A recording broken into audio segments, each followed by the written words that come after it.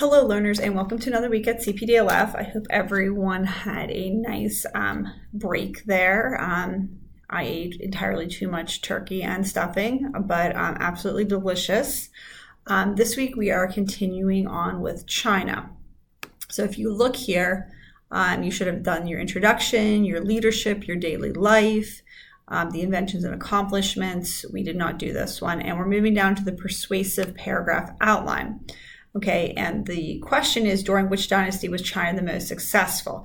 Now, unfortunately, like I said, this was kind of set up for group work, but you can run with this with just your dynasty. Okay, so the question is, during which dynasty was China the most successful? So you will just be backing up your dynasty and give me reasons why it was successful.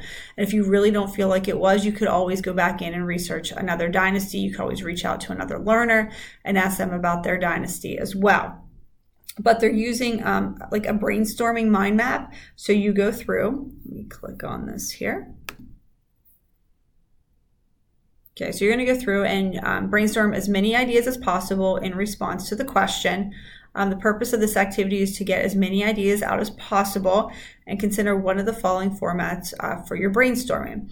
And I did this all the time when I was writing. I jot notes down, make my little paragraphs, different things, and just jot as many things down as possible to back up your idea. And then it makes it a lot easier when you go and write your paper.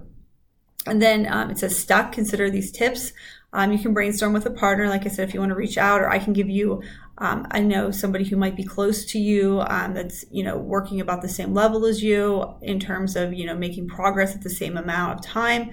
I can have you reach out to them, and you guys can sort of, throw some ideas off of each other, because I know that everyone's sort of working at their own pace. So some of you may not be here yet.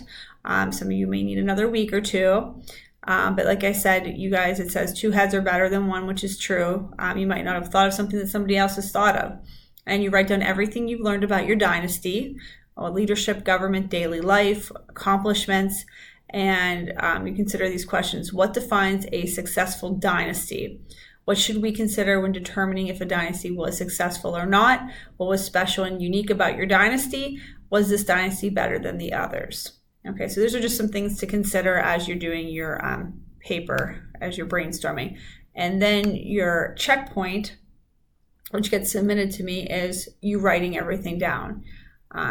So you'll write your outline here, and then you should be good to go. So a clear argumentative claim, supporting evidence, explanation of how your evidence from your research supports your topic, and acknowledgement of the other side's arguments and a response to it.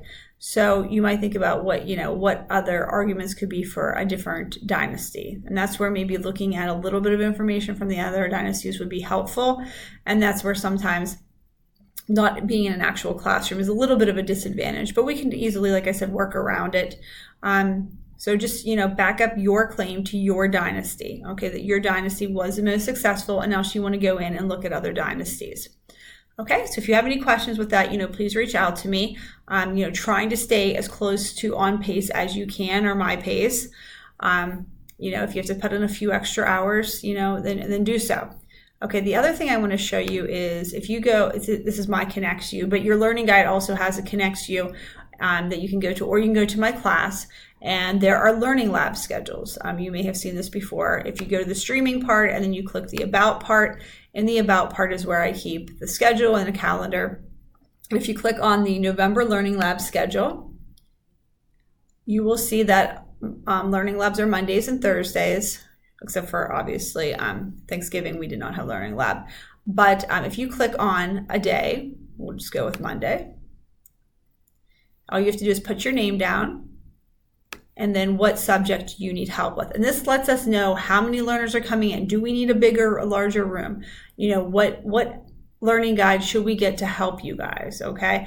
And if we're not able to help you at CPDLF in here, we can reach out to your teachers for some help as well. And, it makes everyone's life just a little bit easier, but we like to be prepared for you. And we want you to come in. We just want to make sure that, we have enough space and everything like that. Now, obviously, if you're not local, we can always, hook you up with your instructors. You guys can talk to each other.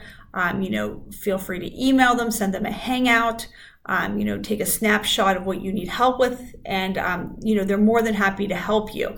And it might just be something that you're stumped with that's causing you to get stuck on the entire assignment. Okay, so don't be afraid to reach out.